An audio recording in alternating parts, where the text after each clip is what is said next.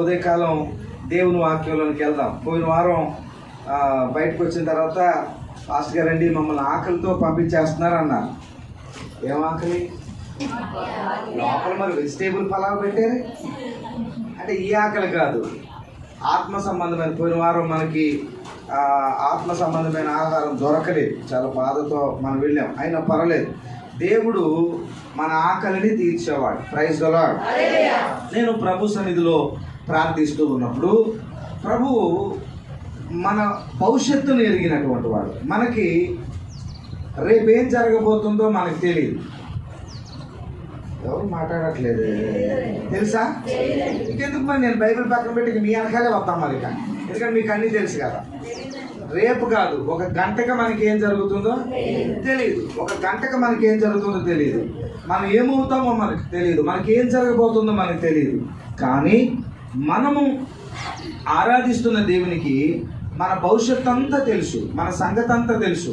కాబట్టి నేను ప్రభువుని అడిగా, ప్రభువా మా జీవితంలో రాబోయే రోజుల్లో లేక మా భవిష్యత్తులో మేము ఎలాంటి పరిస్థితులను మేము ఎదుర్కొంటాం, మా జీవితం ఎలా ఉండబోతుంది. ఏప్రిల్ నెలలోకి వచ్చాం, పరిస్థితులు చూస్తే చుట్టూ చాలా భయం పడుతుంది, భయానకంగా ఉన్నాయి. బయటికి వెళ్ళాలంటే భయం, ఎక్కడికైనా వెళ్ళాలంటే భయం. భయం అంటే చచ్చిపోతామని కాదు, మనము మన కుటుంబాలతో మన జీవితాల్లో ఎన్నో బలహీనతల్లో మనం ఉన్నాం. కాబట్టి ఇలాంటి పరిస్థితుల్లో రోజు రాబోయే రోజులు అన్నీ కూడా చాలా కష్టతరంగా మారిపోయాయి. ఆర్థికంగా కానీ ప్రతి విషయంలో కూడా ఈ కరోనా వైరస్ వచ్చిన తర్వాత, ఈ లాక్డౌన్ తర్వాత అందరము కూడా కొన్ని ఇబ్బందుల్లోనికి వెళ్ళిపోయాం. కష్టతరమైన కొన్ని మానుకోవాల్సి వచ్చింది, కొన్ని వదులుకోవాల్సి వచ్చింది. ఇలాంటి పరిస్థితుల్లో ఈ రాబోయే రోజులు మా కోసం నువ్వు ఎలా చేయబోతున్నావు? నీ బిడ్డలు ఆశతో వస్తారయ్యా, నీ మాటల కోసం ఆశపడి వస్తారు. మా జీవితంలో దేవుని వాక్యం అండి, చీకట్లో వెళ్తున్నటువంటి కారుకి ముందు లైట్లు ఎంత ముఖ్యమో అలాంటిదండి దేవుని వాక్యం. లైట్లు లేకపోతే ఆ కారులో ప్రయాణించడం ఎంత కష్టమో, దారి కనపడకపోతే, మన జీవితంలో మనల్ని దేవుని వాక్యము ముందుండి నడిపించకపోతే మన జీవితంలో మనం ముందుకు వెళ్ళలేము. అందుకే దావీదు ఏమన్నాడంటే, నీ వాక్యము నా పాదములకు దీపము, నన్ను నడిపించేది వాక్యమే. కాబట్టి నేను దేవుని వాక్యం కోసం చాలా ఆశపడతానండి. ప్రభు నా హృదయంలోకి ఆయన వాక్యం ఇచ్చేంత వరకు ప్రభు మాటల కోసం కనిపెడుతూ ఉంటాను. నేను దేవుని సన్నిధిలో గతించినటువంటి బుధవారము, గురువారము అక్కడ తేలపురంలో మీటింగులు జరిగాయి. బాప్తీసాలు కార్యక్రమం ఉంది, మీటింగులు ఉన్నాయి. కాబట్టి ఉపవాసం ఉండి ప్రార్థిస్తూ, అలాగే శుక్రవారం, అలాగే నిన్న శనివారం ప్రార్థన చేస్తూ ఉపవాసం ఉండి దేవుని సన్నిధిలో ప్రభు దగ్గర వాక్యం కోసం కనిపెడుతున్నప్పుడు ప్రభువు నాకు ఇచ్చినటువంటి వర్తమానం, దేవుడిచ్చిన వాగ్దానం, దేవుడు మన పట్ల ఆయన ఏం చేయబోతున్నాడో, తన పిల్లలు ఆశగాని వస్తారు, ఆకలితో వస్తారు. ఈరోజు ఇక్కడ అనేకమైన పరిస్థితుల్లో నుండి వచ్చిన బిడ్డలు ఉన్నారు. ఇక్కడ వారందరితో మాట్లాడి ప్రభు అని దేవుని సన్నిధిలో ప్రార్థనలో కనిపెడుతున్నప్పుడు ప్రభు నాకు ఇచ్చినటువంటి వర్తమానాన్ని ఈరోజు నేను మీ ముందు ఉంచబోతున్నాను. పరిశుద్ధాత్మ దేవుడు ఆయనే ప్రసంగికుడై మనందరితో మాట్లాడును గాక. యెషయా గ్రంథము 31వ అధ్యాయం 5వ వచనాన్ని మనందరం కలిసి చదువుకుందాం. యెషయా గ్రంథము 31వ అధ్యాయము 5వ వచనం. యెషయా గ్రంథం 31:5. నేను చదువుతాను, నా వెనకాల మీరందరూ చదవండి. పక్షులు అందరూ తీరేదా? సరే, తీరిపోయినా కూడా నేను చెప్పిన చదవండి చాలు. పక్షులు, మీరు నేను చదివే దాని దగ్గర వేలు పెట్టి ఆ ఏలు అట్లా ఆ అక్షరాల దగ్గర కలుపుతూ ఉండండి. పక్షులు ఎగురుచు తమ పిల్లలను కాపాడునట్లు సైన్యములకు అధిపతియగు యెహోవా యెరూషలేమును కాపాడును, దాని కాపాడుచు విడిపించుచు ఉండును, దానికి హాని చేయక తప్పించుచు ఉండును. హల్లెలూయా. ఇప్పుడు నాతో పాటు మళ్ళీ చెప్పండి. పక్షులు ఎగురుచు తమ పిల్లలను కాపాడునట్లు సైన్యములకు అధిపతియగు యెహోవా నన్ను కాపాడును, నన్ను కాపాడుచు విడిపించుచు ఉండును, నాకు హాని చేయక తప్పించుచు ఉండును. ఇది ప్రభు మనకిస్తున్న వాగ్దాన భరితమైనటువంటి వర్తమానం. యెరూషలేము అనగా దేవుడు కోరుకొనినది అని అర్థం. ఈ భూమి మీద నీ కుటుంబంలో నుండి, మీ వంశంలో నుండి, మీ జాతిలో నుండి ప్రభు నిన్ను మాత్రము కోరుకున్నాడు. ఆయన మీ ఇంటి వారందరికీ ఇలాంటి రక్షణ భాగ్యం లేదు, మీ కుటుంబస్తులందరికీ ఇలాంటి ధన్యత లేదు. నిన్ను దేవుడు కోరుకున్నాడు. నీవే యెరూషలేము. బైబిల్ గ్రంథం ఇలాగ చెప్తూ ఉంది, పక్షులు ఎగురుచు తమ పిల్లలను కాపాడుతున్నట్లు దేవుడు తనను తాను తల్లి పక్షితో పోల్చుకున్నాడు. పక్షులు ఎగురుతూ తమ పిల్లలను కాపాడుతూ ఉంటాయట. ఈ పక్షుల గురించి నేను ఆలోచిస్తున్నప్పుడు కొన్ని ప్రత్యేకమైనటువంటి విషయాలు నేను గమనించాను. పక్షులు పిల్లలని గుడ్లు పొదిగి ఆ పిల్లలను అవి జాగ్రత్తగా పెంచుతాయి. ఆడపక్షి పిల్లల దగ్గర ఉంటే మగపక్షి వెళ్ళి ఆహారం తీసుకొస్తుంది. మగపక్షి పిల్లల దగ్గర ఉంటే ఆడపక్షి కదులుతుంది. ఎవరో ఒకరు పిల్లల మీద ఎప్పుడు శ్రద్ధ చూపిస్తూ పిల్లలను చూస్తూ ఉంటాయి. ఈ రోజున మన ప్రభువైన యేసయ్య నిత్యము ఆయన పిల్లలైన మనలను చూస్తూ ఉన్నాడు. మనతోనే ఆయన ఉన్నాడు. హల్లెలూయా. ఈ పక్షులు పిల్లలకి ఆహారాన్ని తీసుకొస్తాయి. ఆహారాన్ని తీసుకొచ్చినప్పుడు ఈ పిల్లలన్నీ తల్లి ఆహారం కోసం నోరు తెరుస్తాయి. అయితే ఏ పిల్ల అయితే ఎక్కువ నోరు తెరుతుందో, బాగా నోరు తెరుతుందో, ఆ పిల్ల నోట్లోనే ముందు అన్నం పెడుతుందంట. దేవునికి స్తోత్రం. అంటే తొందరగా కడుపు నిండాలంటే ఏం చేయాలన్నమాట చెప్పాలి. ఇక్కడ తెరవరు నోరు, గుళ్ళో రావు అమ్మలకి నోర్లు, మరి ఎక్కడొస్తాయి? ఎక్కడ రావు. ఇంటి దగ్గర మాత్రం బాగా తెలుస్తారు. ఏ పక్షి పిల్ల అయితే బాగా నోరు తెరుస్తుందో తల్లికి అర్థమవుతుందంట, దీనికి బాగా ఆకలేస్తుంది కాబట్టి ఇది బాగా నోరు తెరుతుందని వెంటనే దానికే ముందు అన్నం పెడుతుంది. దేవునికి స్తోత్రం. యేసయ్య కూడా అన్నాడు, నీ నోరు బాగుగా తెరువు, నేను దానిని నింపుతాను. హల్లెలూయా. ఎవరు దేవుని సన్నిధిలో ఎక్కువ నోరు తెరుస్తారో, ఎక్కువ పాడతారో, ఎక్కువ స్తుతిస్తారో, ఎక్కువగా దేవుణ్ణి ఆరాధిస్తారో వారిని దేవుడు నింపుతాడు. రెండోది, ఏ పక్షి పిల్లలైతే ఎక్కువ అరుస్తాయో, తల్లిని చూడగానే ఆహారం తెచ్చిందని మమ్మీ మమ్మీ మమ్మీ ఆకలి ఆకలి ఆకలి, మీకేమో అరుపుల్లా కనపడతాయి, కానీ అవి కూడా వాళ్ళ మమ్మీతో మాట్లాడతాయి. మమ్మీ ఆకలి, మమ్మీ ఆకలి, మమ్మీ ఆకలి ఆకలి అని ఏ పిల్ల అయితే ఎక్కువ అరుస్తుందో, అరచు పిల్ల కాకులకును ఆహారము తానేయును. ఏ పిల్లలైతే ఎక్కువగా అరుస్తూ ఉంటాయో తల్లి ముందు దానికి ఆహారం పెడుతుందట. దేవునికి స్తోత్రం. హల్లెలూయా.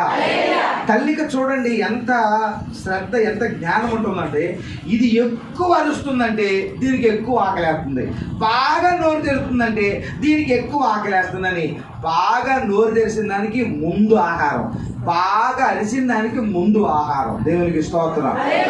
చాలా మంది దేవుని దగ్గరకు వస్తారండి, వస్తారు వెళ్తారు, వారికి దేవుడు ఏమేలు చేయలేడు. ఎందుకో తెలుసా? వాళ్ళు నోరు తెరవరు, దేవునితో మాట్లాడరు, దేవుని దగ్గర తమ సంగతులు చెప్పుకోరు. పాస్టర్ గారండి నా కోసం మీరు ప్రార్థన చేయండి, పాస్టర్ గారండి నా కోసం మీరు ప్రార్థన చేస్తున్నారా అంటారు కొంతమంది. చేస్తున్నానమ్మా. ఒక అంటారు, పాస్టర్ గారండి ఉపవాసం ఉండి 3 రోజులు ప్రార్థన చేయండి, నేను చచ్చిపోతాను. మీకోసం ఒక 3 రోజులు, మీ ఆయన గారి కోసం ఒక 3 రోజులు, మీ పెద్దోడి కోసం ఒక 3 రోజులు, చిన్నోడి కోసం ఒక 3 రోజులు, మీ సంటి దాని కోసం ఒక 3 రోజులు. నేనేమో ఉపవాసం ఉంటా, నువ్వేం చేస్తావమ్మా? 3 పూట్ల తిమ్మిడి కూడలు తింటానంటే. చూడండి, చాలామంది నీవు నోరు తెరవాలి, నీవు బాగా నోరు తెరిచి అరచు పిల్ల కాకులకును ఆరము తానీయును. దేవుడు చెప్తున్నాడు, పక్షులు తమ పిల్లల్ని ఎలా కాపాడుకుంటున్నాయో నేను ఈ నెల నుండి మిమ్మల్ని అలా కాపాడుకుంటాను. దేవునికి స్తోత్రం. నీకు ఎప్పుడు ఆహారం ఇవ్వాలో, నీకు ఎప్పుడు ఏది ఇవ్వాలో దేవునికి తెలుసు. నువ్వు దేవునికి నోరు తెరిచి చెప్పు, నీ అవసరాన్ని చెప్పు, నీ ఆశని చెప్పు, నీ ఆలోచనలు దేవునికి చెప్పు, నీ ఆ ఉద్దేశాలు చెప్పు. నీ చెప్పే ప్రతి మాటను విని ఆయన నిన్ను నింపుతాడు. ఈ పక్షులకు ఉన్నటువంటి ఒక గొప్ప గుణం ఏంటంటే ఆశ్చర్యం కలుగుతూ ఉంటుంది. ఆ పక్షుల గురించి నేను చదివినప్పుడు, ఈ పక్షులు ఒక రోజులో 20 సార్లు పిల్లలకు ఆహారం పెడతాయి. ఎన్నిసార్లు? మీరు ఎన్నిసార్లు పెడతారు మీ పిల్లలకి అన్నం? ఏమ్మా, ఒక్కసారి పెట్టగానే అమ్మా అని అలసిపోతావు. ఇక అందుకే నువ్వు అన్నం పెట్టలేక చేస్తావు తెలుసా? ఇక అన్నం పెట్టలేక, కూర వండలేక వెళ్ళి కర్రీ పాయింట్కి వెళ్ళి తెచ్చుకోపా, ఎంత బేకరీకి వెళ్ళి తెచ్చుకోపా. అవి బాగా పురుగులు పట్టి అంటే నూనెలో వేసి తీసి అది బాగా మేకప్ చేసి అవన్నీ పైన బూజులు గీజులను దులిపేసి మళ్ళీ దానికి మళ్ళీ కేక్ పూసేసి క్రీమ్ రాసేసి cake happy birthday to you. చూసారా? ఇవన్నీ పిల్లలకి ఎంతో హాని చేస్తూ ఉంటాయి. మీరు ఎక్కువగా మీ పిల్లల్ని పోషించలేరు. కానీ పక్షులు ఒక రోజులో 20 సార్లు పిల్లలకి ఆహారం పెడుతుంది. 20 సార్లు. కోకిల అనే ఒక పక్షి ఉంది. అది ఎలా ఉంటుంది? తెల్లగా ఉంటుంది. హల్లెలూయా. దొరికామా? అల్లేసం అనుకుంటారు. అది చూడటానికి అంత అందంగా ఉండదు, నల్లగా ఉంటుంది. కానీ ఆ పక్షి ప్రతి 20 నిమిషాలకు ఒకసారి తన పిల్లలకు ఆహారం పెడతా ఉంటారు. ఎప్పుడండి? ప్రతి 20 నిమిషాలకు ఒకసారి ఆహారం. అంటే తన పిల్లల్ని పోషించడంలో ఆ తల్లి చూడండి, ఒక పక్షి ఎంత శ్రద్ధ చూపుతుందో. అయితే మన పరలోకపు తండ్రి ప్రతి 20 నిమిషాలకు కూడా కాదండి, ప్రతి క్షణము మనకు తోడుగా ఉన్నాడు ఆయన. ప్రతి క్షణం మనకి నీడగా ఉన్నాడు ఆయన. ప్రతి క్షణం మనల్ని కాపాడుతున్నాడు ఆయన. Praise the lord. నిరంతరం కన్ను పాపవలే తోడువైనావు, నిరంతరం కన్ను పాపవలే తోడువైనావు, ఉన్నావు యేసయ్యా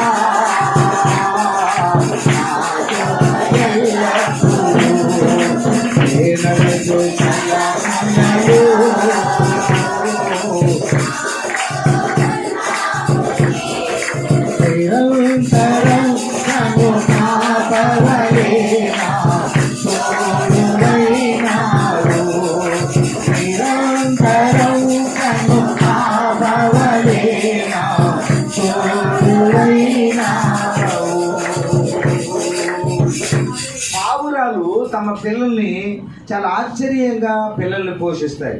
పావురాలు ఏం చేస్తాయి అంటే, అవి మంచి ఆహారం కనబడినప్పుడు ఆ ఆహారాన్ని అవి తినవు. అవి ఏం చేస్తాయి అంటే, అవి పిల్లల కోసం దాచిపెడతాయి, పిల్లలు తినాలని చెప్పి. ఈ ఆహారాన్ని అవి తిన్న తర్వాత అది తన కడుపులోనికి ఆహారం వెళ్ళాక పిల్లల ఆకలితో అరుస్తూ ఉన్నప్పుడు పావురం ఏం చేస్తుందంటే, తన కడుపులోకి వెళ్ళిపోయిన ఆహారాన్ని మళ్ళీ నోట్లోకి తెచ్చుకొని ఆ పిల్లల నోట్లో తన ఆహారాన్ని పెడుతుంది. పిల్లల కడుపు నింపడం కోసం ఆ పావురం తల్లి తన కడుపును ఖాళీ చేసుకుంటుందండి. అది కడుపు ఖాళీ చేసుకుంటూ పిల్లల కడుపును నింపుతూ ఉంటుంది ఆ పావురం. ఈరోజు మన ప్రభు అయిన యేసయ్య మనల్ని నింపడం కోసం ఆయన ఖాళీ అయిపోయాడు. మనల్ని ఐశ్వర్యవంతులుగా చేయటం కోసం ఆయన పేదవాడిగా పుట్టాడు. మనల్ని ధనవంతులుగా చేయటం కోసం ఆయన నిరుపేదగా ఆయన ఈ భూలోకంలోనికి వచ్చాడు. మన దప్పిక తీర్చడం కోసం ఆయన దాహము అన్నారు. మన ఆకలి తీర్చడం కోసం ఆయన ఆకలి కొన్నారు. మనల్ని సురక్షితంగా కాపాడడం కోసం సెలవులో ఆయన మన కోసం బలి అయిపోయారు. పక్షుల్ని ఎలా పిల్లల్ని పక్షులు ఎలా కాపాడుతున్నాయో ఆ విధంగా ప్రభు అయిన యేసయ్య మనల్ని కాపాడుతూ ఉంటాను అని ప్రభు వాగ్దానం చేస్తున్నారు. కొన్ని సంవత్సరాల క్రితం అమెజాన్ అడవులలో ఒక పక్షుల మీద డిస్కవరీ ఛానల్ వాళ్ళు పరిశోధన చేస్తూ ఉన్నారు. ఎలాంటి రకాల పక్షులు ఉన్నాయి, వాటి గూళ్ళు ఎలా ఉంటాయి, అవి గుడ్లు ఎలా పెడతాయి, అవి పిల్లల్ని ఎలా పొదుగుతాయి, ఈ విషయాలన్నిటినీ డిస్కవరీ ఛానల్ వాళ్ళు అమెజాన్ అనే అడవుల్లోకి వెళ్ళి వాళ్ళు పక్షుల మీద ఒక వీడియో తీస్తూ ఉన్నారనమాట. ఇలా తీస్తూ ఉన్నటువంటి సమయంలో వారు ఒక విషయాన్ని వాళ్ళు గమనించారు. అదేంటంటే ఒక పక్షి గూడు కట్టుకొని ఉంది. ఆ పక్షి గూట్లో ఒక 5-6 పిల్లలు మాత్రం ఉన్నాయి. తల్లి ఆ పక్షి గూట్లో ఆ పిల్లల్ని జాగ్రత్తగా చూస్తూ ఉంది. చూస్తూ ఉన్నటువంటి సమయంలో ఒక భయంకరమైనటువంటి పాము ఆ చెట్టుని పైకి ఎక్కుతూ ఉంది, పాకుతూ ఉంది. ఈ డిస్కవరీ ఛానల్ వాళ్ళు చూస్తూ ఉన్నారు. అది చాలా ప్రమాదకరమైనటువంటి పాము. దాన్ని హంటర్ స్నేక్ అంటారు. అది పక్షులను వేటాడేటటువంటి పాము. గాలులో ఎగురుతూ ఉంటుంది, చెట్లను అవలేలుగా ఎక్కుతూ ఉంటుంది. ఆ పాము దగ్గరగా ఆ కొమ్మల దగ్గరకు వచ్చి గూడును సమీపిస్తుంది. అది చూసినటువంటి తల్లి కేకలు పెడుతూ ఉంది. అది చూసినటువంటి పిల్లలు భయపడిపోయి, వాటికి ఇంకా రెక్కలు రాలేదు, ఏకలు రాలేదు. బలహీనమైనటువంటి ఆ పక్షి పిల్లలు ఆందోళనతో అల్లాడిపోతూ ఉన్నాయి. ఆ పాము దగ్గరకు వచ్చి ఆ చెట్టు కొమ్మకు చుట్టుకొని మెల్లగా గూడు దగ్గరకు వస్తూ ఉంది. ఈ డిస్కవరీ ఛానల్ వాళ్ళు ఆ విషయాన్ని జూమ్ చేసి చూస్తూ ఉన్నారు. అది విషం కక్కుతూ బుసలు కొడుతూ ఆ పక్షి పిల్లల్ని మింగటానికి, ఆ పక్షి పిల్లల్ని చంపడానికి అది దగ్గరకు ఆ విషసర్పం వస్తూ ఉంది. ఈ సంగతి చూసినటువంటి ఆ తల్లి ఆందోళనతో అది గూట్లో నుంచి పైకి ఎగిరిపోయి అది రెక్కలతో కాళ్ళతో ఆ పాముని తన్నటానికి, దాన్ని తరమటానికి ప్రయత్నం చేస్తుంది. ప్రయత్నం చేస్తుంది. కానీ ఆ పాముకి ఆ తల్లి అంటే భయం లేదు. అది ఏమాత్రం లెక్క చేయట్లేదు. అది ఆ తల్లిని కరవటానికి చూస్తుంటే, అది ఆ తల్లి మీద విషం చెబుతుంటే ఆ తల్లి అక్కడి నుంచి పారిపోతూ ఉంది. ఏం చేయలేని నిస్సహాయ స్థితిలో ఆడపక్షి ఆ గూడు చుట్టూరు ఎగురుతూ ఉంది. ఈ పాము దగ్గరకు వచ్చేసి ఆ గూడు చుట్టూరు కూడా ఆక్రమించేసుకొని మెల్లగా పిల్లల దగ్గరకు తన తల తెస్తుంది. ఒక్కొక్క పిల్లను మింగటానికి సిద్ధమైపోయింది. ఈ లోపల ఆహారాన్ని తీసుకురావడానికి వెళ్ళింది మగపక్షి. అది వెంటనే ఈ గూడు దగ్గరకు వచ్చి ఈ గూడు మీద ఉన్నటువంటి ఆ పామును చూసి, పిల్లలు చూసి అది వెంటనే మళ్ళీ వెనక్కి ఎగురుకుంటూ వెళ్ళిపోయింది. ఇది చూస్తున్నటువంటి డిస్కవరీ ఛానల్ వాళ్ళకి చాలా ఆశ్చర్యం అనిపించింది. అరే, ఒక తండ్రి మగపక్షి తన పిల్లల్ని పాము మింగేస్తుంటే కాపాడకుండా ఏంటి ఇది ఇలా చేస్తుందని చెప్పి వాళ్ళు చూస్తూ ఉన్నారు. ఈ మగపక్షి ఏం చేస్తుందంటే ఆ చెట్టు మీద నుంచి ఆ చెట్టు మీదకి, ఆ చెట్టు మీద నుంచి ఆ చెట్టు మీదకి అలా తిరుగుతూ ఉంది. అరే ఏంటిది ఇంత, ఇది షికారు చేస్తుంది ఏంటిది గాల్లో తిరుగుతుంది, కాపాడాల్సినటువంటి తండ్రి ఏంటి ఎలా చేస్తున్నాడని చెప్పి ఈ డిస్కవరీ ఛానల్ మగపక్షిని చూస్తున్నారు, ఈ పాముని చూస్తున్నారు. ఇంక ఈ పాము దగ్గరకు వచ్చి ఇంకా పిల్లల్ని అట్లా ముట్టుకొని వాటిని మింగబోయేటటువంటి సమయంలో వేగంగా ఈ తండ్రి పక్షి ఎగురుకుంటూ వచ్చి ఆ పక్షి యొక్క నోట్లో కొన్ని చెట్ల ఆకులు ఉన్నాయండి. ఈ ఆకుల్ని వేగంగా పక్షి ఆ పాము మీద వదిలిపెట్టింది. ఎప్పుడైతే ఆ ఆకులు ఆ పాము మీద పడ్డవో, ఎప్పుడైతే ఆకులు ఆ పాము మీద ఆ శరీరాన్ని తాకాయో, ఆ పాము వెంటనే అది ముడుచుకుపోయి గిలగిల కొట్టుకుంటూ అది ఆ చెట్టు మీద నుండి కింద పడిపోయి ఆ పాము చచ్చిపోయింది. ఆ పాము చనిపోగానే ఇది చూసినటువంటి డిస్కవరీ ఛానల్ వాళ్ళకి చాలా ఆశ్చర్యం కలిగింది. ఈ మగపక్షి ఏవో కొన్ని ఆకులు ఆ పాము మీద వేయగానే, ఆకు తగలగానే ఈ పాము చచ్చిపోయిందే అని ఆశ్చర్యపడి వాళ్ళు ఆ పామును తీసుకొని వాళ్ళు ఆ దగ్గరలో ఉన్నటువంటి అడవి ప్రజలు ఉంటే వాళ్ళ దగ్గరికి వెళ్ళి ఈ విషయం అంతా చెప్పారు. ఇదిగో ఈ చెట్ల ఆకుల్లో ఏముందో మాకు తెలియదు, ఈ ఆకు తగలగానే ఎంత విషపూరితమైన పాము చచ్చిపోయింది అని అంటే అప్పుడు వాళ్ళు చెప్పారు, ఓ అదా, దీని సంగతి మాకు తెలుసు. అదేంటంటే అడవిలో ఉన్నటువంటి జంతువులన్నిటికీ మనుషులందరికీ ఈ పాము చాలా ప్రమాదకరమైంది. ఈ పాము చాలా డేంజరు. అయితే ఈ పాముకి ఈ చెట్టు యొక్క ఆకులు చాలా ప్రమాదకరమైంది. ఈ ఆకు తగలగానే ఈ ఆకులో ఉన్నటువంటి శక్తి ఈ విషపూరితమైనటువంటి పాముని చంపేస్తుంది. ఈ పాముని చంపగలిగిన శక్తి ఈ చెట్ల ఆకుల్లో ఉంది. ఆ సంగతి ఆ పక్షికి తెలుసు గనక ఆ ఆకులు తీసుకొచ్చి దాని మీద వేసింది అని చెప్పినప్పుడు వారికి ఆశ్చర్యం కలిగింది.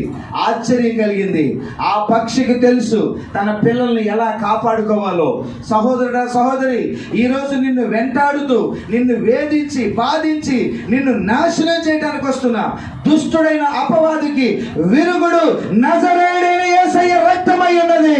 నజరేయుడైన యేసయ్య రక్తమై ఉన్నది. యేసు రక్తము, యేసు రక్తము, యేసు రక్తము, యేసయ్య రక్తము, ఆయన కాచిన రక్తము సాతానుని ఓడించి సాతాను తనను చేతుకు దొక్కుతున్నది. ప్రైజ్ ది లార్డ్, హల్లెలూయా. అమూల్యమైన సాక్ష్యము యేసు రక్తము రోగములను పాపును యేసు రక్తము రోగములను పాపును యేసు రక్తము. కలిసి పాడండి, చప్పట్లు కొట్టు. దురాత్మల పారద్రోలును యేసు రక్తము. దురాత్మల పారద్రోలును యేసు రక్తము. యేసు రక్తము. ప్రభు యేసు రక్తము. అందరూ కలిసి యేసు రక్తము. ప్రభు యేసు రక్తము. శక్తి బలము నీకు యేసు రక్తము. అందరూ శక్తి బలము నీకు యేసు రక్తము. సిలువలో ఆశై యేసు రక్తము. శిలమైన నన్ను మార్చెను యేసు రక్తము. యేసు రక్తము. ప్రభు యేసు రక్తము. అమూల్యమైన రక్తము యేసు రక్తము.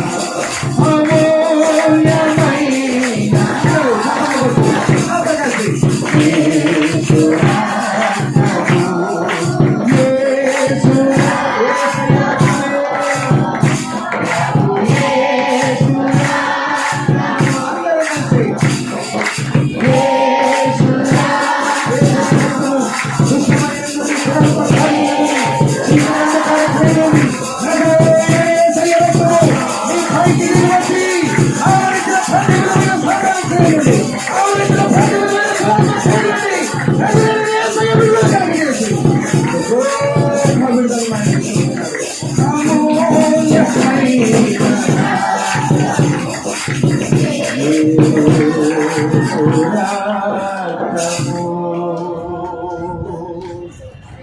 హల్లెలూయా.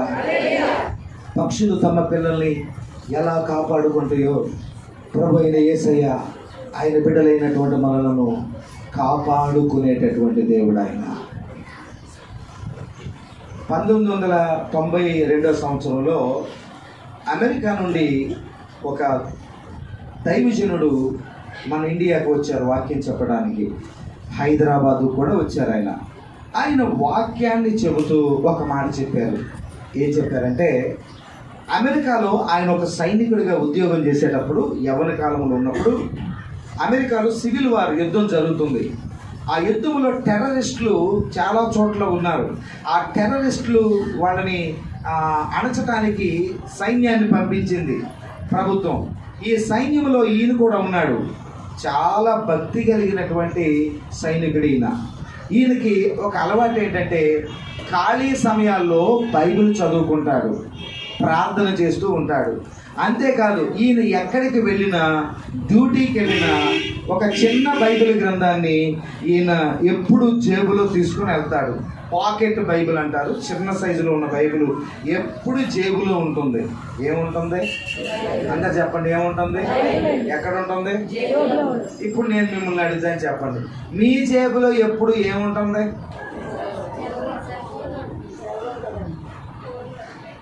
అసలు జేబులు ఉన్న వాళ్ళు చెప్పట్లేదు. మాకు జేబులు లేవుగా, హ్యాండ్ బ్యాగ్ ఉందిగా. హల్లెలూయా. మన దగ్గర ఏముంటుంది? ఎప్పుడు ఫోన్ ఉంటుంది. ఏం మర్చిపోం మనం? నువ్వు ఫోన్ క్యారీ చేయి, మంచిదే. మీ చదువు కోసం, ఉద్యోగం కోసం, వ్యాపారం కోసం ఫోన్ ఉండటం మంచిదే.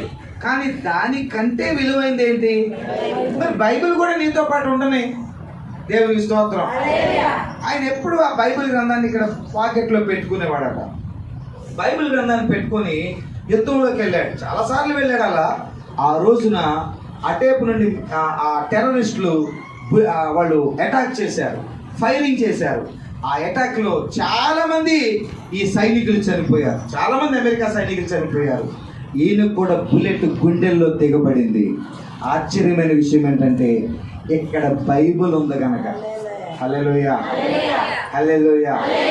కొంతమంది ఆ 2000 రూపాయల నోటు, 500 రూపాయల నోటు పెట్టుకుంటారు సోగ్గా, ఇక్కడ కనపడాలి. మీరు కాదు, మీరు చాలా మంది మీరు అలా లోపల జేబులో పెట్టేస్తారు నాకు. హల్లెలూయా. ఈయన ఇక్కడ పాకెట్లో బైబిల్ పెట్టుకున్నాడు. ఆ బుల్లెట్ వచ్చి ఆ బైబిల్లోకి వచ్చేసి దిగబడింది. అయితే ఆ బైబిల్ వల్ల ఆ బుల్లెట్ ఆయన లోపలికి రాలేదు, ఆగిపోయింది అక్కడ. దేవునికి స్తోత్రం.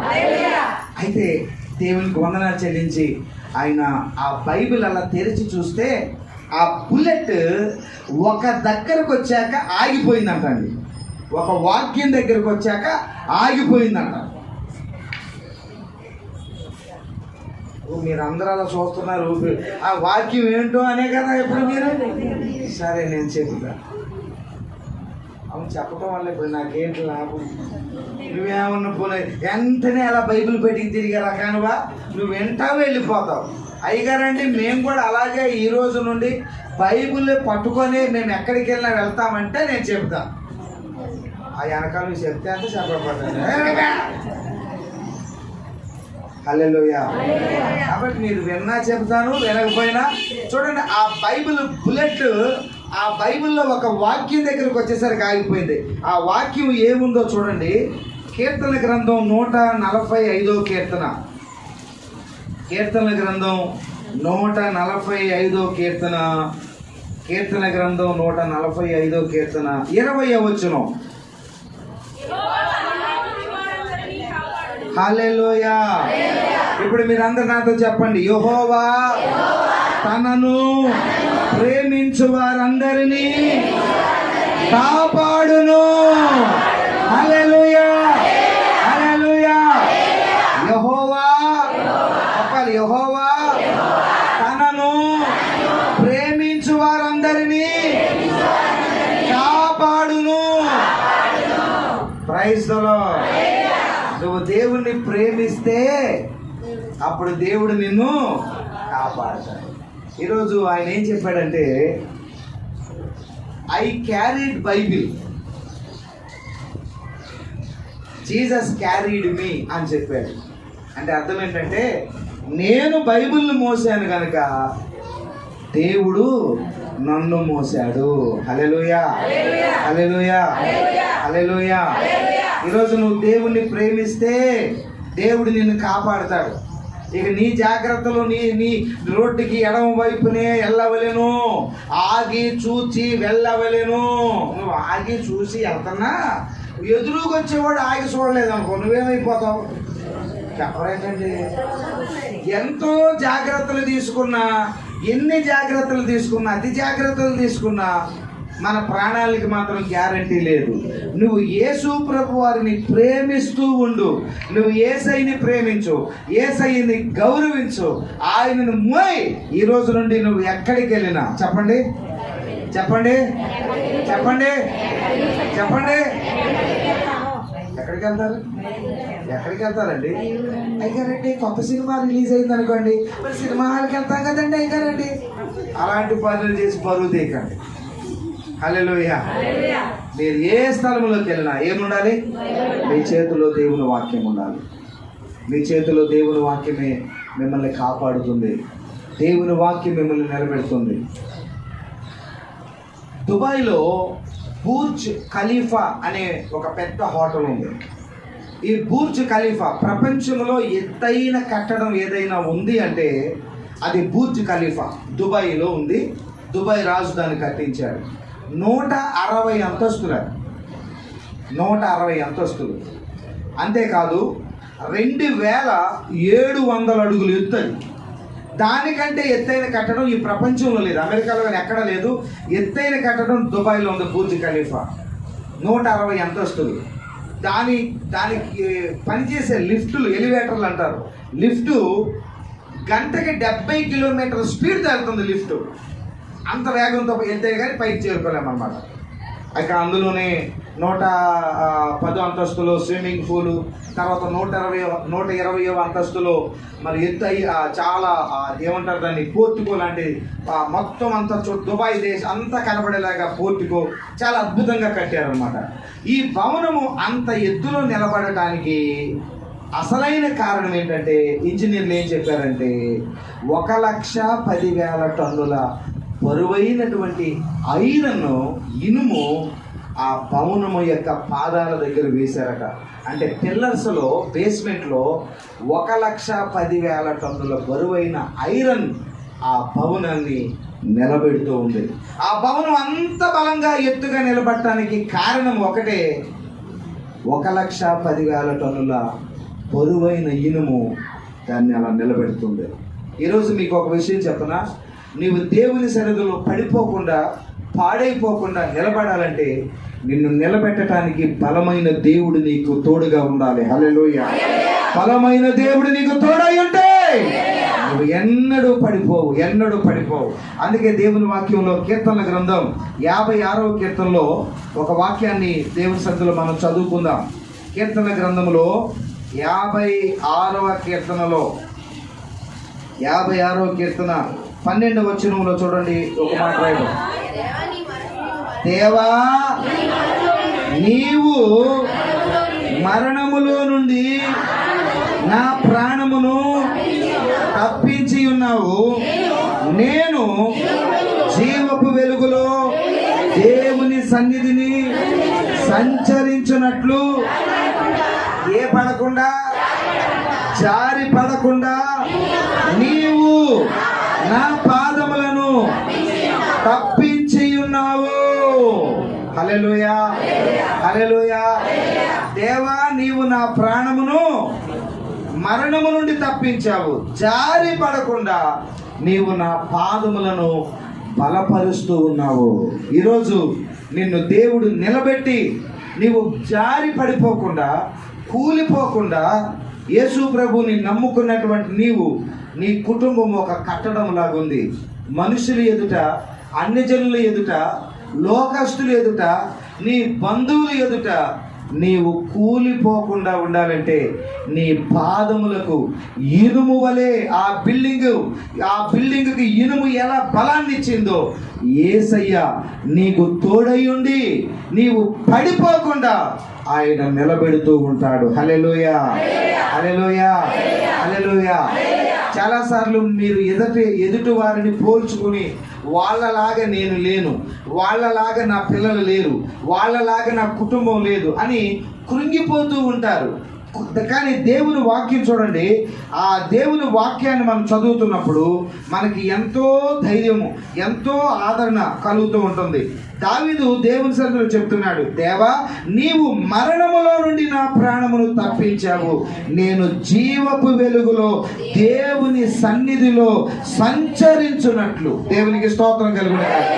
నేను దేవుని సన్నిధిలో సంచరించడం అంటే మరొక తర్జుమాలో ఏముందంటే నేను దేవుని సన్నిధిలోనికి అడుగు పెట్టునట్లుగా, దేవునికి స్తోత్రం, దేవుని శక్తిని నేను పొందునట్లుగా నా పాదములను నీవు బలపరిచావు, నన్ను బలపరిచావు.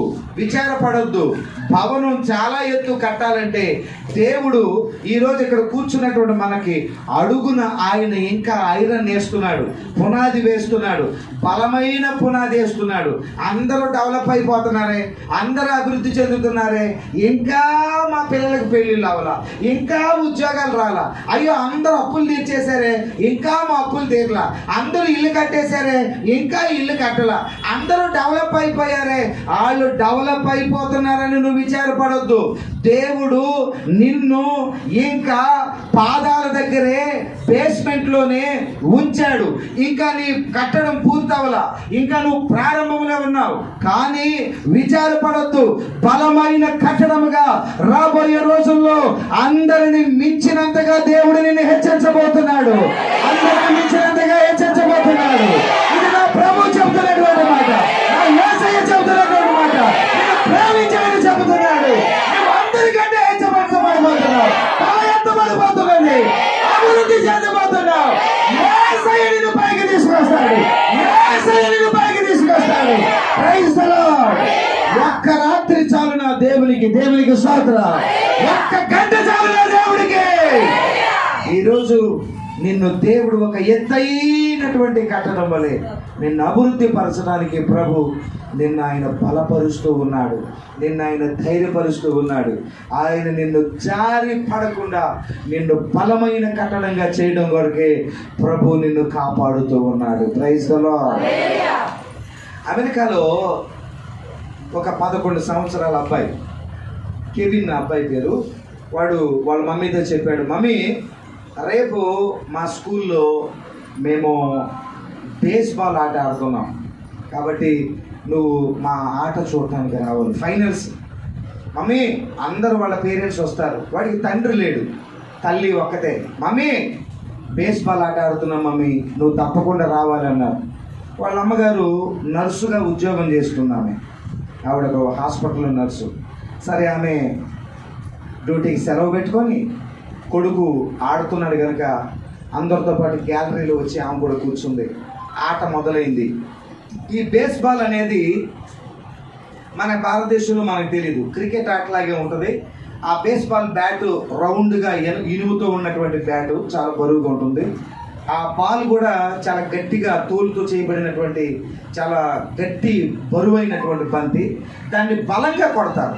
బలంగా కొడుతున్నప్పుడు కొన్నిసార్లు కావాలనే ఆ బ్యాటింగ్ చేసే వ్యక్తి ఆ బ్యాట్ని వదిలిపెట్టేస్తాడు, విసిరేసి పరిగెడతారు.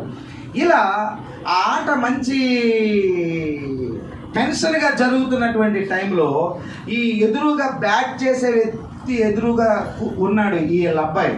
వాడు బలంగా బంతిని కొట్టి ఆ బ్యాట్ని అంతే వేగంగా విసిరేశాడు.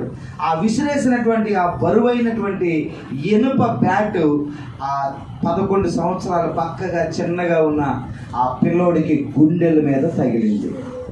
తగలడమే వాడు వెంటనే కింద పడిపోయాడు, శ్రోతప్పి. అందరూ ఆట ఆపేశారు, పరిగెత్తుకొని వారి దగ్గరికి వచ్చారు. తల్లి చూస్తూనే ఉంది, ఇదంతా చూస్తుంది. ఆమెకి తేరుకునే లోపలే జనాలందరూ గుమిగూడిపోయారు. ఆమె పరిగెత్తుకొని కొడుకు దగ్గరికి వచ్చేసరికి ఆ పిల్లోడు గుండె ఆగిపోయింది. అప్పటికే కెవిన్ చచ్చిపోయాడని అయ్యో అయ్యో అని అందరూ బాధపడుతున్నారు. అయితే తల్లి పరిగెత్తుకుంటూ వచ్చింది. ఆమె ఒక నర్సు. ఆమె వెంటనే ఆ పిల్లవాడిని ఒళ్ళో వెళ్ళకెళ్ళగా పడుకోబెట్టి ఆ పిల్లవాడిని ఈ హార్ట్ని, గుండెని ఇట్లా పంప్ చేస్తున్నారు అనమాట. దాన్ని సిపిఆర్ అంటారు అనమాట, కార్డియాయిక్ పల్మనరీ రెస్టినేషన్ అని.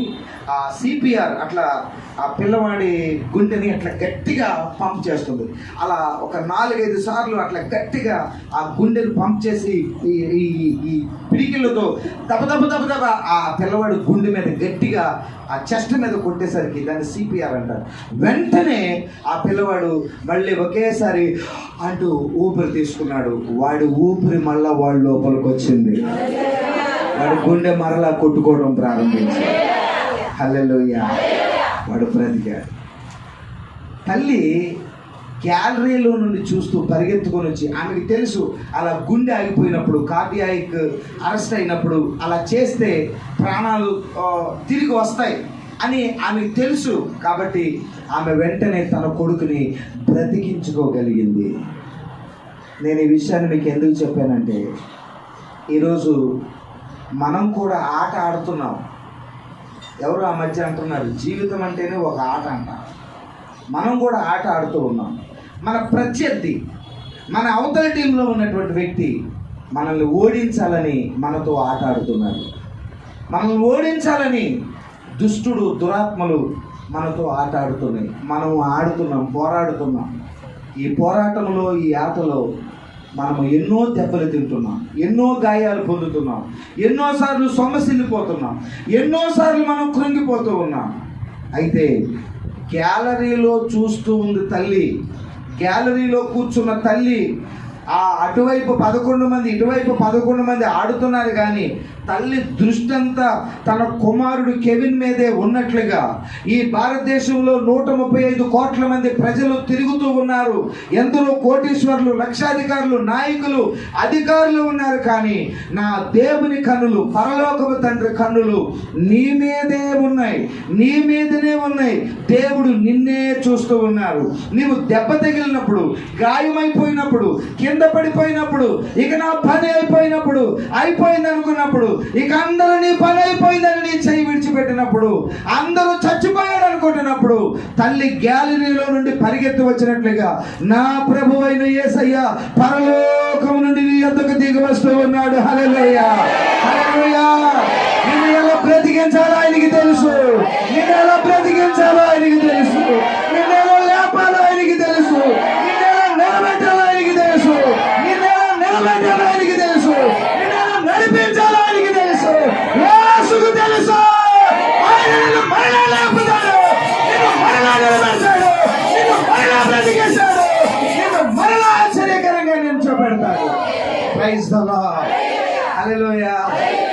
నిన్ను చూస్తూ ఉన్న తండ్రి ఒక ఆయన ఉన్నాడు. ఉదయకాలం ఆ తల్లి పరిగెత్తుకొని వచ్చినట్లుగా మన పరలోకపు తండ్రి ఆయన పరిగెత్తుకొని వస్తాడు. నా కష్ట తరంగములలో, దుఃఖ సాగరములు ఉన్నదా, నా కష్ట తరంగములలో, దుఃఖ సాగరములు ఉన్నదా, నీ కొడిన సముదారే భయపడకండి పలికిసిరే, నీ కొడిన సముదారే భయపడకండి పలికిసిరే. వాడేదా నన్ను ప్రియుని జీవకాలమిలా అరణ్యాయత్నలో కృతజ్ఞతతో పాడెదను, కృతజ్ఞతతో పాడెదను. పాడేదా నన్ను ప్రియుని జీవకాలమిలా అరణ్యాయత్నలో కృతజ్ఞతతో పాడెదను. ఆకాశ తరంగములలో, దుఃఖ సాగరములో ఉన్నదా, ఆకాశ తరంగములలో, దుఃఖ సాగరములో ఉన్నదా, నీ గుండె హస్తము తాకే భయపడకండి, నీ గుడి హస్తము తాకే భయపడకండి. హల్లెలూయా, హల్లెలూయా. మన ప్రభువు, మన రక్షకుడైన యేసయ్య మనల్ని చూస్తూ ఉన్నాడు. ఆయన మనల్ని కాపాడతాడు. దేవుని వాక్యంలో సామెతల గ్రంథములో ఒక వాక్యాన్ని మనం చదువుకుందాం. సామెతల గ్రంథం 15వ అధ్యాయంలో చూడండి, ఒక వాక్యాన్ని మనం చదువుదాం. సామెతల గ్రంథము 14వ అధ్యాయం 14వ అధ్యాయం 32వ వాక్యంలో ఇలాగ రాయబడి ఉంది. అపాయము రాగా భక్తిహీనుడు నశించును, మరణకాలమందు నీతిమంతునికి ఆశ్రయము కలదు. హల్లెలూయా. అందరూ నాతో చెప్పండి, మరణకాలమందు నీతిమంతునికి ఆశ్రయము కలదు. మరణకాలమందు నాకు ఆశ్రయము కలదు. నీతిమంతులు అంటే ఎవరండి నీతిమంతులు? యేసయ్యలో రక్షణ పొందిన వారు, మారు మనసు పొందిన వారు అందరూ కూడా ఏమై ఉన్నారు చెప్పండి. చాలా మంది అంటారు, నువ్వు నీతిమంతుడువా, నువ్వు భక్తిపరుడువా అంటారు. నువ్వు యేసు ప్రభు రక్తంలో కడగబడి మారు మనసు పొందితే దేవుడు నీకు ఇచ్చిన సర్టిఫికేట్ ఏంటంటే నీతిమంతుడు. Praise the lord. Hallelujah, hallelujah, hallelujah, hallelujah. చాలా మంది దేవుని దగ్గరకు వచ్చినప్పుడు వారు నీతిమంతులని వారి హృదయంలో వారి మనస్సాక్షి సాక్ష్యం చెప్పాలి. కొంతమంది అనేక రకాలైనటువంటి వ్యసనాలను లేకపోతే పాపపు అలవాట్లను కలిగి వారు ధైర్యముగా దేవుని దగ్గరికి రాలేరు, ధైర్యంగా దేవుని స్తుతించలేరు. ఎందుకంటే మనస్సాక్షి చెప్తుంది, ఒరే నువ్వు దేవుని మందిరంలో రావటానికి అరే నీకు ధైర్యం సరిపోదరా, నువ్వు ఇప్పటిదాకా దమ్ము కొట్టి వచ్చావు, ఇప్పటిదాకా సీసాలు ఎత్తి వచ్చావు, అరే నువ్వు ఇలా తిరిగావురా అని మనస్సాక్షి గద్దిస్తూ ఉంటుంది. అయితే ప్రభు దగ్గరకు వచ్చినప్పుడు ప్రభువా నాకు సహాయం చేయి, ప్రభువా నాకు సహాయం చేయమని దేవుణ్ణి అడిగినప్పుడు ఆయన మనకి తన పరిశుద్ధాత్మ ద్వారా సహాయం చేస్తారు. దేవునికి స్తోత్రం. హల్లెలూయా, హల్లెలూయా. మీ పిల్లలు 6 నెలల వయసులో ఉన్నప్పుడు వాళ్ళకి లక్ష సబ్బిచ్చి తొందరగా స్నానం చేసి అన్నం పెడతా. దయలక్ష్మి మాట్లాడు. మీ పాపకి 6 నెలల పాపకి లక్ష సబ్బిచ్చి తొందరగా స్నానం చేసి రాకపోతే 10 నిమిషాల రా నీకు కోడిగుడ్డు అన్నం పెడతానంటే అలాగే మమ్మీ అంటదా? మరి ఏం చేయాలి? మీరు ఏం చేయాలి? స్నానం చేయించాలి. నేను చెప్పినట్టుగా చేయించండి. పెద్ద తొట్లో నీళ్లు పెట్టేసి అందులో వేసి ఎట్లా అనండి, కొంచెం సరిపేసి ఎట్లా 4 సార్లు గుంజండి. 6 నెలల భయం అవుతుంది, తెల్లగా అయిపోదా? అలా చేయించకూడదు. ఎలా చేయించాలో మీకు తెలుసా తెలీదా? కాళ్ళు ముందుకు సాపుద్ది, లేస్తుంది, ఎల్లకలేస్తుంది, చేతులు ఎట్టంటది అట్టంటది, అట్లా చేసి అలాగని చక్కగా కంటికి ఎక్కడ సబ్బు అంటి కన్నీళ్లు పెట్టుకుంటుందేమోనని కంటికి కళ్ళల్లో సబ్బు అంటకుండా స్నానం చేయిస్తుంది తల్లి. తల్లికి తెలుసు బిడ్డని ఎలా శుభ్రం చేయాలో. ఈరోజు ప్రభు సన్నిధానంలో నేను పాపినే, నేను దుర్మార్గునే, దుష్టునే అని దూరం అయిపోకు రా. నీ ప్రభువు ఇక్కడ తల్లిని పోలి ఉన్నాడు. దేవునికి స్తోత్రం. Praise the lord. ఆయన నిన్ను శుభ్రం చేస్తాడు తన రక్తం ద్వారా, తన ఆత్మ ద్వారా నిన్ను శుద్ధం చేస్తాడు, పరిశుద్ధపరుస్తాడు, శుభ్రం చేస్తాడు. అంతేకాదు తల్లి ఏం చేస్తుంది? మంచి బట్టలు వేసి పౌడర్ రాసి ఆ తర్వాత ఏం చుక్క చూస్తాకి నల్ల పొంతకొండలాగా ఉన్నా మళ్ళీ ఏ చుక్క కావాలి? తారు రోడ్డు నయం ఇంకా తెల్లకుండదు. నల్ల కాకి పిల్లలాగా ఉన్నా కూడా మళ్ళీ ఏం పెట్టాలి? చుక్క పెట్టాలి. మళ్ళీ భూతం కళ్ళు కాటుకు పెడతారు. ఎందుకంటే చూడండి హల్లెలూయా, పిల్లలు ఎంత ముద్దండి. వాళ్ళు మురికి చేసుకున్న అప్పుడప్పుడు చూడండి, మమ్మీ కొంచెం కడుపులో గడపెడమంటుంది మమ్మీ మమ్మీ అని చెప్తారా? ఎవరో మాట్లాడట్లా. మమ్మీ వాష్రూమ్ ఎక్కడ ఉంది మమ్మీ అంటారా పిల్లలు? ఏం చేస్తారు? అక్కడే అన్నీ అయిపోతాయి. అయిపోతే బాగుండును. వాళ్ళు అలా పట్టుకో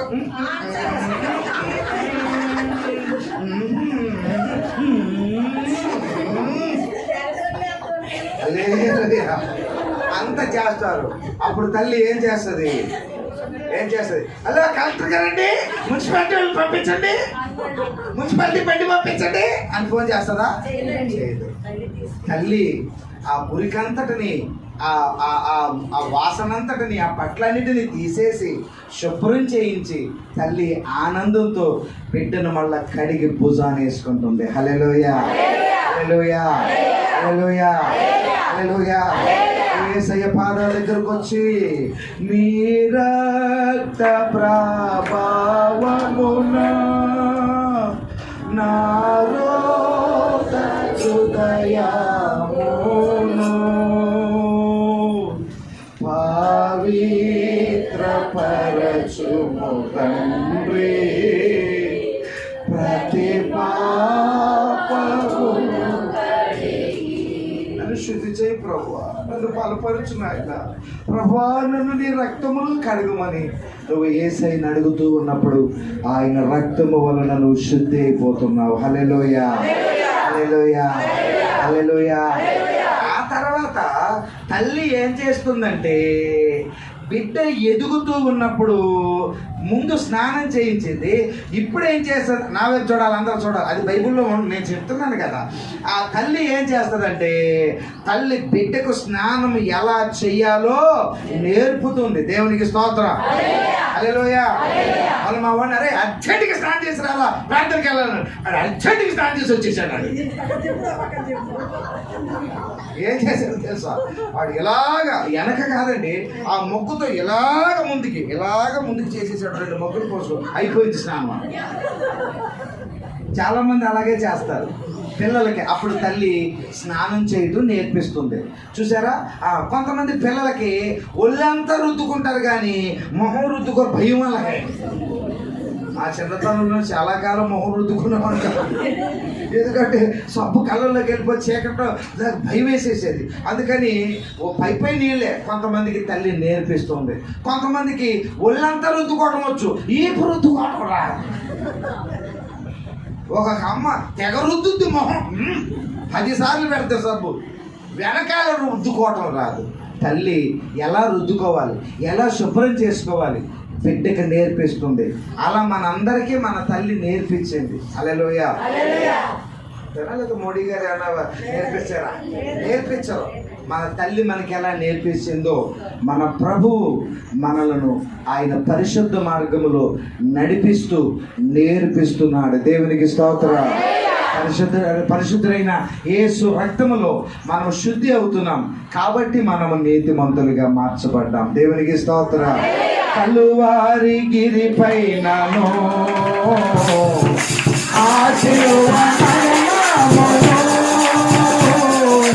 కలువారి గిరి పైనను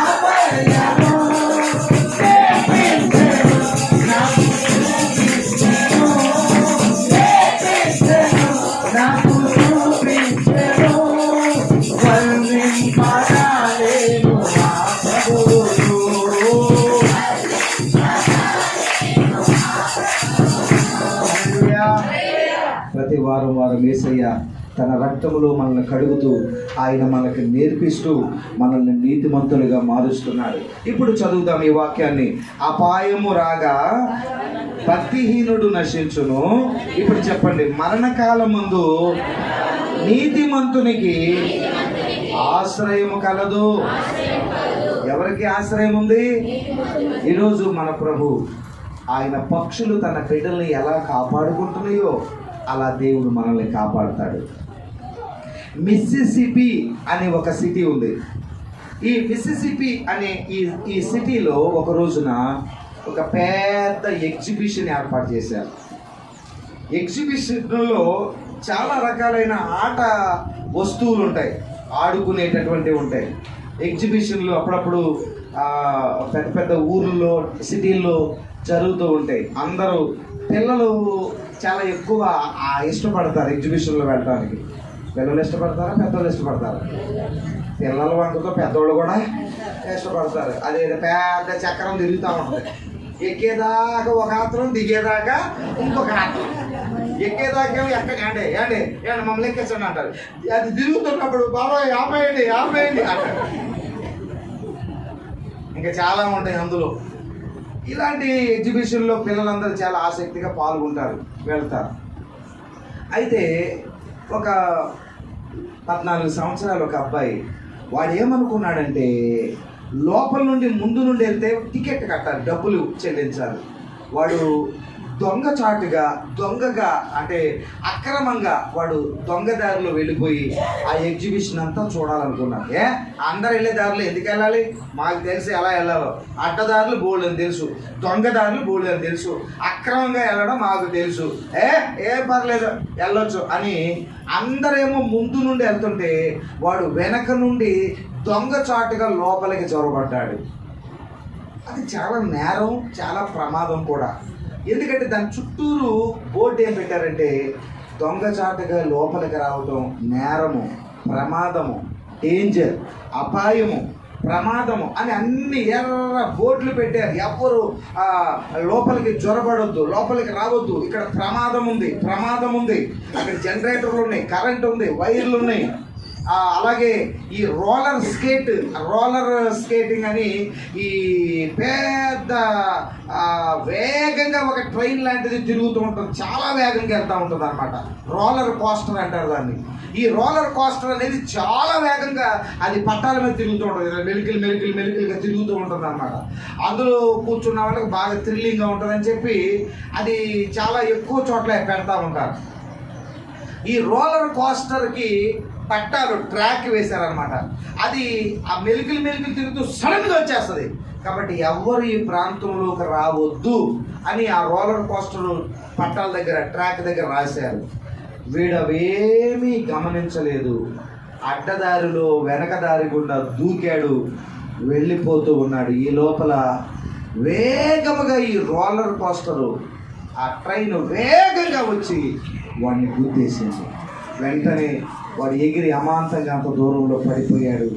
తలకి దెబ్బ తగిలింది, ఒళ్ళంతా ఎముకలు విరిగిపోయాయి. వాడు ఎగిరి అంత దూరంలో పడ్డాడు. వెంటనే సైరన్ మోగింది. అందరూ వాడి దగ్గరికి వచ్చి వాడిని తీసుకొని అంబులెన్స్లో హాస్పిటల్కి తీసుకెళ్ళారు.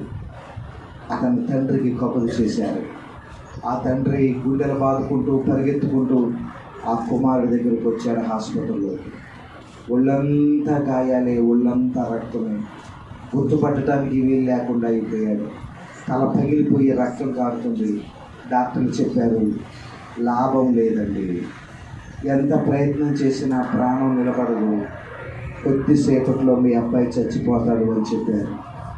ఆ మాట విని ఆ తండ్రి ఆ కొడుకు దగ్గర కూర్చొని వాడు చేయి పట్టుకొని కొడుకుని పట్టుకొని ఏడుస్తూ ఆ కొడుకుని అంటున్నాడు, ఎందుకు చేసావు ఈ పని? ఎందుకు చేసావు? ఎందుకు వెళ్ళావు ఎలాంటి దారులు, చెడు మార్గములు, అడ్డదారులు ఎందుకు వెళ్ళావు? నేనున్నాను కదా, నువ్వు నాకు చెబితే నేను నిన్ను తీసుకెళ్ళేవాడిని కదా, ఎందుకు చేసావయ్యా ఈ పని? చూడు నీ జీవితం ఏమైపోయిందో. అయ్యో నిన్ను ఇప్పుడు బ్రతికించలేమని డాక్టర్లు అంటున్నారు. ఎందుకు ఇలాంటి పని చేశావు? ఎందుకు ఇలాంటి మార్గంలో వెళ్ళావు? ఎందుకు అడ్డదారిలో, పాపపు మార్గంలో, చెడు మార్గంలో ఎందుకు వెళ్ళావు? నువ్వు ఎందుకు వెళ్ళావు? ఏం పని చేసావు నువ్వు అని ఆ కొడుకును పట్టుకొని తండ్రి ఏడుస్తూ ఉన్నాడు. ఆ తండ్రిని చూసి కొడుకు మాట్లాడటానికి వాడికి శక్తి లేదు. కన్నీళ్లు కారుస్తూ వాళ్ళ నాన్న చూసి ఒక్క మాట మాత్రం అనగలిగాడు. ఒక్క మాట అన్నాడు. ఏమన్నాడు తెలుసా? వాళ్ళ నాన్న చేయి పట్టుకొని, డాడీ సారీ డాడీ, నేను పొరపాటు చేశాను డాడీ, నేను తప్పు చేశాను డాడీ, నిజంగా నేను చేసింది పొరపాటే. ఒక్క మాట మాత్రం అన్నాడు. ఆ తర్వాత ఆ కుమారుడు ఊపిరి ఆగిపోయి వాడు చచ్చిపోయాడు. నాన్న నేను పొరపాటు చేశాను నాన్న, వెళ్ళకూడని దారిలో వెళ్ళాను, వెళ్ళకూడని మార్గంలో ప్రయాణం చేశాను, నేను పొరపాటు చేశాను నాన్న, సారీ నాన్న అన్నాడు. కానీ ఆ తండ్రి ఏమీ చేయలేకపోయాడు, బ్రతికించలేకపోయాడు, కాపాడుకోలేకపోయాడు. ఆ బిడ్డ కన్ను మూసాడు, చనిపోయాడు. ఈ ఉదయకాలము నీకొక తండ్రి ఉన్నాడు, నీకొక పరలోకపు తండ్రి ఉన్నాడు.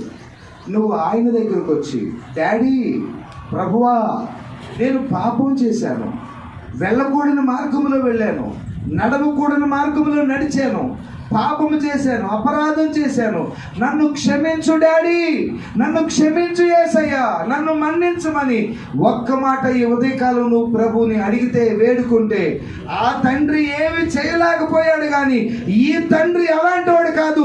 ఈయన మరలా నిన్ను బ్రతికిస్తాడు. హల్లెలూయా!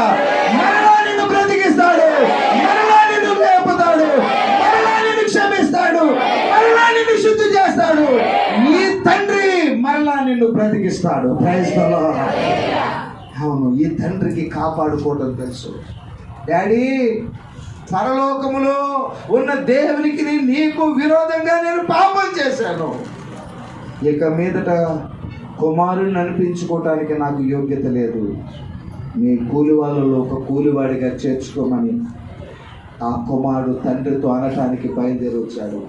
వాడు దూరములో ఉండగానే తండ్రి వాడిని చూచి పరిగెత్తుకుంటూ వెళ్ళి వాడి మెడ మీద పడి ఏడ్చి వాడిని ఇంటికి తీసుకొని వెళ్ళి వాడి కొరకు ఒక విందు ఏర్పాటు చేసి ఉంగరం పెట్టి వస్త్రాలు తొడిగి తన కుమారుడిగా మరలా ఆశీర్వదించాడు.